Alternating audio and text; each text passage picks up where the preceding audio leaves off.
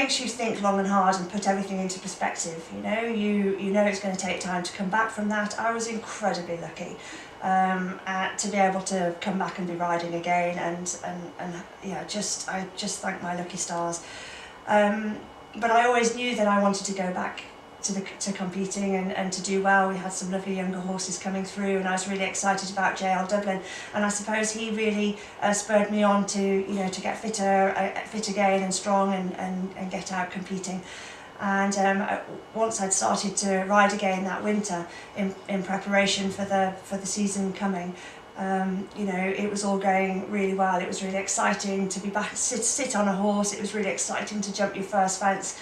And then at the beginning of that COVID year in March, went out and did a couple of events, and to ride cross country competitively was just, it's like all your birthdays and Christmases coming at one all together, and it was just really lovely. And for me it was great to know that feeling was still there, that passion and that love for competing was still there, and also for my owners that actually, yes, she does still desperately want to do it, yes, she's still up to it, yes, she can. And then of course COVID hit, which I think for me, that little bit of quiet time gave me a chance to take stock again, to work much harder on my own personal fitness, getting stronger, and working on the training, which I'd missed out on whilst I'd been injured. And I think definitely the COVID lockdown period helped me focus on my aims for that year, and it really it showed in our competitions last year. There's so many things that can go wrong within our sport. You've got the two individuals, and then you've also got expectations and the highs and the lows. And I think the really difficult thing is dealing with not only your own expectations but also with the people's expectations.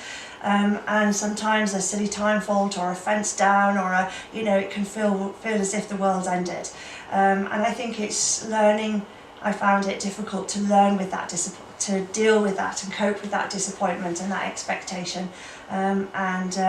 You just have to try and stay in your own bubble, deal with things as and when they crop up, and try and remain as positive as possible. When things go wrong, which let's face it, sadly they do, try and take the positives out of what happened, how you could have done it differently, then put it to bed and move on and try and use that to your advantage in a different situation. And I think that comes with age and many problems and mistakes, and hopefully it makes you stronger and more equipped to deal with the situation another time.